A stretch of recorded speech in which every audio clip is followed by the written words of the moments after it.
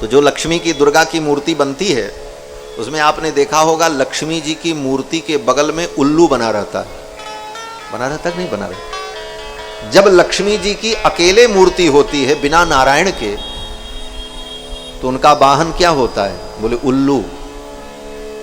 लक्ष्मी जी जब अकेले जाती हैं तो उल्लू पर बैठ कर जाती हैं, और जब नारायण के साथ जाती हैं तब गरुड़ पर बैठ करके जाती हैं। भगवान गरुड़ वाहन, गरुड़ पर बैठ करके लक्ष्मी जाती हैं भगवान नारायण के साथ। और गरुड़ कौन है? बोले गरुड़ वेदात्मा है। वेदात्मा विहगेश्वरो यवनिका माया जगन्मोहिनी। गरुड़ वेदात्मा है, ज्ञान स्वरूप है। गरुड़ भगवान के परम भक्त हैं, वाहन हैं, भगवान के परिकर हैं। तो नारायण के साथ जब लक्ष्मी आती हैं तो गरुड़ पर बैठकर आती हैं, और जब अकेले आती हैं तब उल्लू पर बैठ करके आती हैं। इसका मतलब अकेले लक्ष्मी को बुलाओगे तो लक्ष्मी तुमको उल्लू बना करके चली जाएगी, तुमको उल्लू बना करके चली जाएगी और तुम कुछ नहीं कर सकते। और नारायण के सहित लक्ष्मी आएंगी तो तुमको गरुड़ बना देंगी। गरुड़ कौन है? बोले भगवान के वाहन हैं। गरुड़ जी महाराज वेदात्मा हैं। गरुड़ जी जब चलते हैं तो उनके पंख से वेद के मंत्र प्रकट होते हैं। गरुड़ जी महाराज जब चलते हैं तो उनके पंख से वेद की ध्वनि प्रकट होती है, सामगान होता है। गरुड़ जी महाराज वेदात्मा है। निखिल वेद नीडाधिरूढ़ द्विशत कंठनोत्कंठ पीडी कृतस्कंद मीडे, वो गरुड़ जी महाराज। तो अकेले लक्ष्मी जो है वो सुख नहीं देती। लक्ष्मी भी भगवान के चरणों को अपना धन समझती, इसलिए इस बात को हमें भी समझना चाहिए। लेकिन ये बात कहाँ समझ में आएगी? जब कथा में आओगे तब समझ में आएगी, घर बैठे थोड़ी आएगी। इसीलिए कथा सुनी जाती है, कथा में सारे रहस्य पता चलते हैं। तो भगवान के चरणारविंद ही परम धन है। लक्ष्मी भी जिनके चरणों को अपना धन मानती है, उन भगवान को कोई क्या खरीद पाएगा? कोई पैसा से खरीद सकता है? क्या दोगे भगवान को? तुम क्या दे सकते हो? एक भक्त कहता महाराज मैं क्या दूं आपको? रत्नाकरोस्ति सदनम गृहिणी च पद्मा। आपका घर कहां है? रत्नाकर। रत्नाकर माने समुद्र। समुद्र में भगवान रहते हैं, क्षीर सागर में। और समुद्र क्या है? बोले रत्नों का आकर है, सारे रत्न उसी में। कौन सा रत्न दोगे भगवान को? हीरा पन्ना पोखरा सब भरा है समुद्र में पहले से, उसी में रहते हैं भगवान। तो भक्त कहता है रत्नाकरोस्ति सदनम, रत्नाकर ही आपका सदन है, आपका घर है। गृहिणी च पद्मा, और लक्ष्मी आपकी गृहिणी है। किम देयमस्ति बदमे जगदीश्वराय। हे जगदीश्वर मैं आपको क्या दूं? आप ही बताओ, आपको क्या दूं? रुपया तो मैं दे नहीं सकता क्योंकि आपके पास लक्ष्मी बैठी। हीरे पन्ने पोखराज मैं क्या दूं? आप समुद्र में हो और समुद्र रत्नाकर है। तो भगवान कहते हैं मुझे कोई वस्तु मत दो, तुम अपने आप को ही मुझे दे दो। मैं तुमको चाहता हूं, तुम्हारी वस्तु नहीं चाहता। वास्तव में भगवान तुम्हें चाहते हैं, तुम्हारे धन को नहीं चाहते। लोग सोचते हैं महाराज हम अपने आप को भगवान को न दें और क्या दें? बोले भगवान को एक लोटा पानी दे दें, दो चार फूल चढ़ा दें, एक अगरबत्ती लगा दें। भगवान तुम्हारे अगरबत्ती और एक लोटा पानी और वो सिंदूर के टीके के भूखे नहीं है।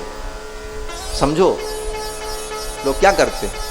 बोले मंदिर में गए, एक लोटा पानी ढाला, दो चार मिश्री चढ़ाई, दो चार किशमिश के टुकड़े चढ़ाए, एक अगरबत्ती लगाई और भगवान को प्रणाम किया और चले आए। भगवान कहते हैं ये सब देने के लिए हम यहां बैठे, ये हमको ला करके दे रहा। मैं तो इसको चाहता हूं ये मुझे मिल जाए, ये जीव मेरा है।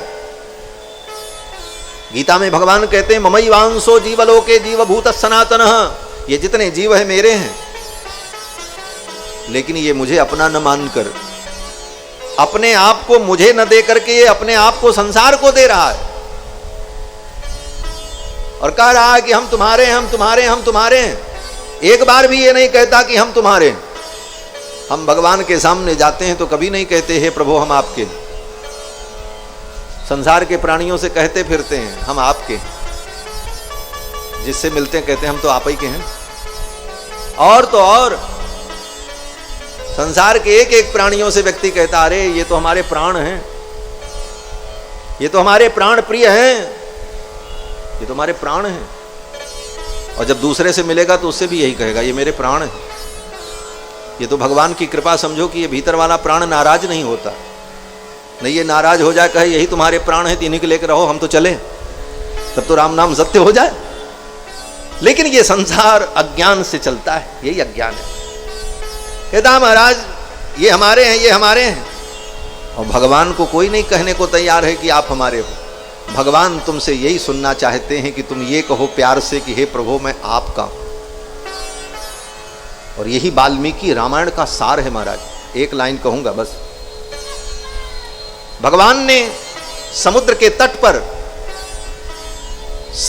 तट पर भगवान ने लाखों लाखों करोड़ों करोड़ों बंदरों के बीच में, देवता लोग आकाश में खड़े थे।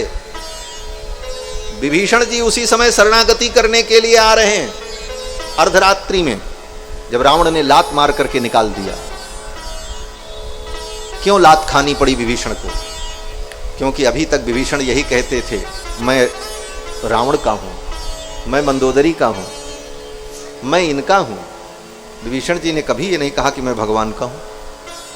परिणाम क्या मिला? बोले उन्हीं संसार के लोगों ने लात मारा। यही संसार है। संसार को तुम अपना कहते रहोगे और यही संसार तुमको एक दिन लात मारेगा, पक्की बात। जब उसका स्वार्थ पूर्ण हो जाएगा तुम्हें लात मार देगा। समय रहते भगवान को अपना बना लो। विभीषण जी महाराज लात खाए, रावण ने लात मारी, विभीषण जी चल पड़े। भगवान की शरण में मुझे जाना चाहिए। उत्पपात गदा पाणि चतुर्भिः सह राक्षसैः। 4 राक्षसों को लेकर अर्धरात्रि में विभीषण जी महाराज लंका से चल पड़े। आकाश मार्ग से समुद्र तट पर आए। बानरों ने देखा, पकड़ लिया, बोले पकड़ो पकड़ो। विभीषण जी ने कहा मैं प्रभु श्री राम की शरण में आया हूं, भगवान से निवेदन कर दो, मैं उनकी शरणागति करने आया हूं। विभीषण ने कहा कि मेरा परिचय दे देना। क्या परिचय? तो विभीषण जी कहते हैं रावणो नाम दुर्वृत्तो राक्षसो राक्षसेश्वर। रावण नाम का जो दुर्वृत्त दुराचारी लंका का राजा है, तस्याहम अनुजो भ्राता, मैं उसका छोटा भाई हूं। लात खाने के बाद भी अभी उस संबंध को भूल नहीं रहे, अभी भी यही बता रहे हैं कि हम उसके भाई।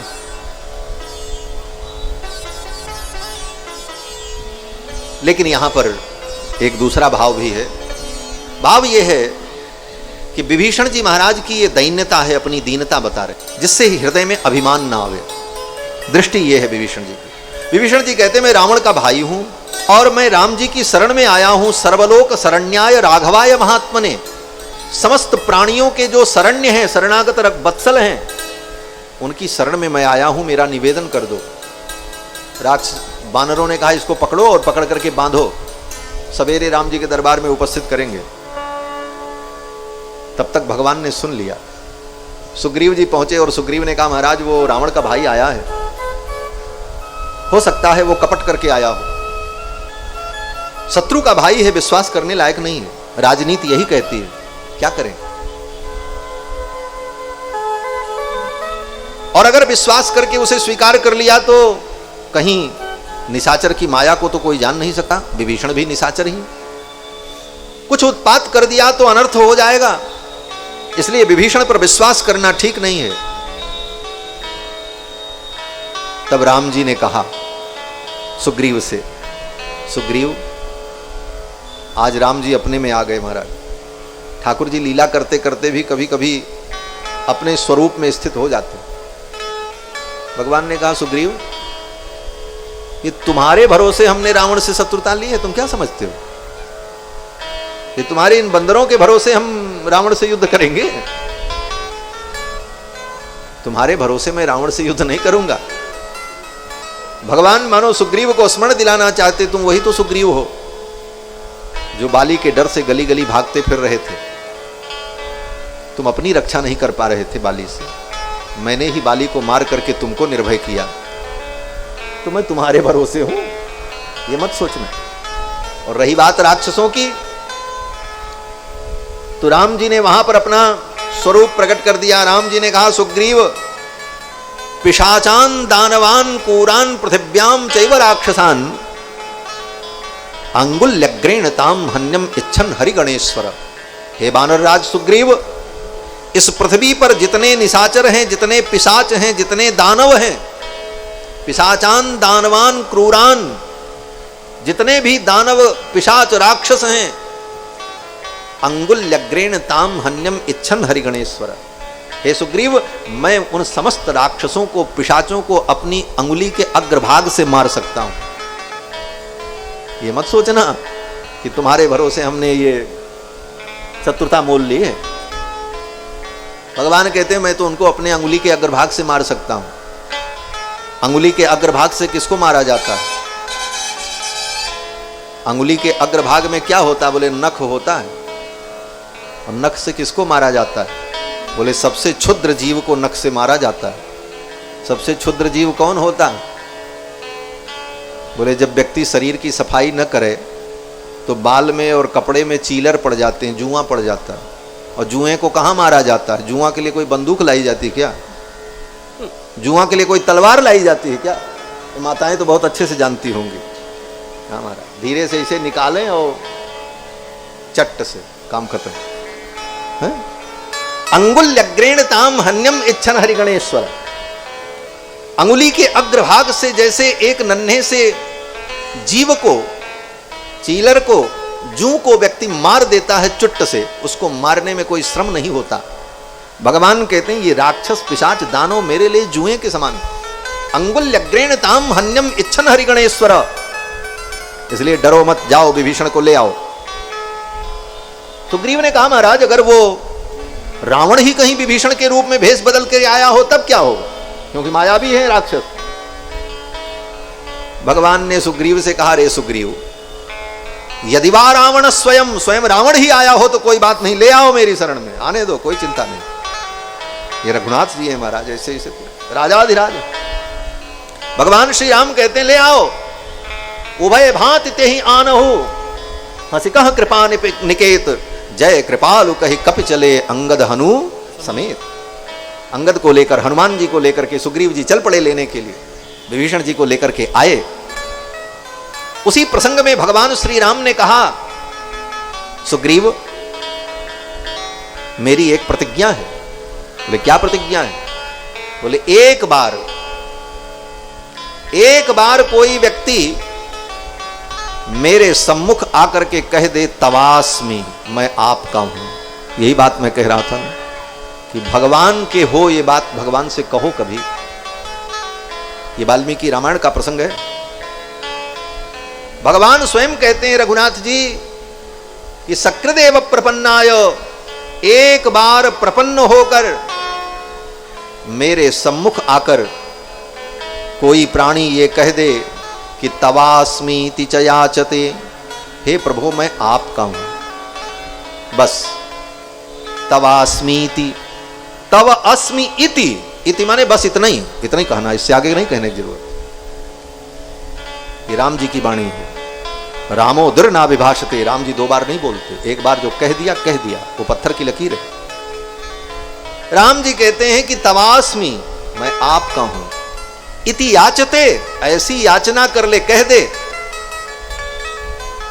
तो भगवान कहते हैं अभयम सर्वभूतेभ्यो ददाम में तद्व्रतम मम, मैं उसको सारी दुनिया से अभय कर देता हूं, निर्भय बना देता हूं। ये मेरा व्रत है, मेरा नियम है। लेकिन कोई आकर के मेरे सामने कहे तो कि मैं आपका हूं।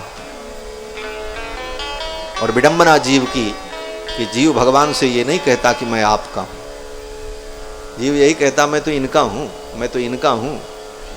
अरे भगवान से भी एक बार कहो कि मैं आपका हूं। भगवान ये सुनना चाहते हैं कि तुम सच्चे मन से कहो कि मैं हे प्रभु आपका हूं। भगवान तुम्हारी अगरबत्ती और तुम्हारे फल फूल के भूखे नहीं हैं, वो तो केवल तुम्हारी भावना को व्यक्त करने का साधन मात्र है। असली भाव तो ये होना चाहिए, हे प्रभु मैं आपका हूं।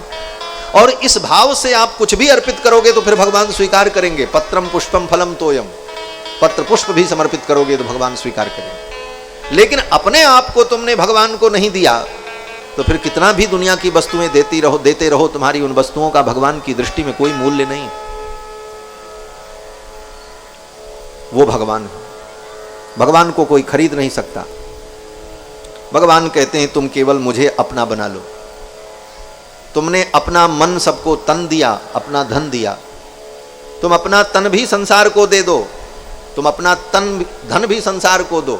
भगवान कहते हैं न तुम्हारा धन हमको चाहिए, न तुम्हारा तन हमको चाहिए। क्यों बोले? तुम्हारे धन और तुम्हारे तन को चाहने वाले संसार में बहुत से लोग हैं, और जिसको लोग चाहते हैं उसको मैं नहीं चाहता। भगवान कहते हैं प्रेम गली अति सांकरी आमे द्वय न समाये। भाई जिसको तुम चाहो उसको हम भी चाहें, ऐसा कैसे हो सकता है? भगवान कहते हैं कि भाई तुम्हारे तन को दुनिया चाहती है तो दे दो तन दुनिया को, तुम्हारे धन को दुनिया चाहती दे दो दुनिया को, लेकिन तुम्हारे मन को कोई नहीं चाहता, तो वो मन तुम मुझे दे दो। और संसार में यही होता है, आपके धन को, आपके तन को सब चाहता है, आपके मन को कोई नहीं चाहता। समस्या यही है। आज हम आप दुखी क्यों होते हैं किसी से? बोले इसीलिए दुखी होते हैं, वो अपने मन की चाहता है, आप अपने मन की चाहते हो। ना आपके मन को वो चाहता है, ना उसके मन को आप चाहते हो। आप चाहते हो हमारे मन की हो, वो चाहता हमारे मन की हो। कोई किसी के मन को नहीं चाहता, सब अपने मन की चाहते हैं, और धन और तन सब सबका चाहता है। भगवान कहते हैं जिस मन को तुम गली गली लेकर के घूमते रहे, अपना मन तुमने उनको दिया, और सब ने क्या किया? बोले सब ने तुम्हारे मन को उठा करके कूड़ेदान में फेंक दिया। बोलो श्री सीतारामचंद्र भगवान की जय। भगवान कहते हैं कि तुम्हारे मन को लेकर के लोगों ने कूड़ेदान में फेंक दिया, और मैं पीतांबर फैला करके खड़ा हूं, तुम अपने मन को मेरी झोली में तो डाल दो। वास्तव में भगवान तुम्हारे मन को चाहते हैं मानसिक समर्पण, और ये मानसिक समर्पण हो जाए तो भगवान प्रसन्न है, तुम्हारा जीवन धन्य हो जाएगा। तो भगवान को कोई वस्तु देकर के आप उनको खरीद नहीं सकते, आप अपना मन भगवान को दो बस। भक्तों ने बड़ा सुंदर कीर्तन किया, नृत्य हुआ, और उस कीर्तन में भगवान आए, और भगवान ने कहा वरदान मांगो, क्या चाहिए? तो सभी भक्तों ने यही मांगा कि हे प्रभु, जैसे आज आप हमारे कीर्तन में आए, कहीं भी भक्त आपका कीर्तन करें, आपका स्मरण करें, तो आप उनके ऊपर ऐसी ही कृपा करना। इस प्रकार भक्तों ने जब वरदान मांगा तो भगवान ने कहा तथास्तु, ऐसा ही हो। इसलिए आज भी ये मान्यता है कि जहाँ भक्त कीर्तन करते हैं, भगवान का गुणगान करते हैं, किसी न किसी रूप में भगवान वहाँ विराजमान रहते हैं, उन भक्तों की कामनाओं को पूर्ण करते हैं।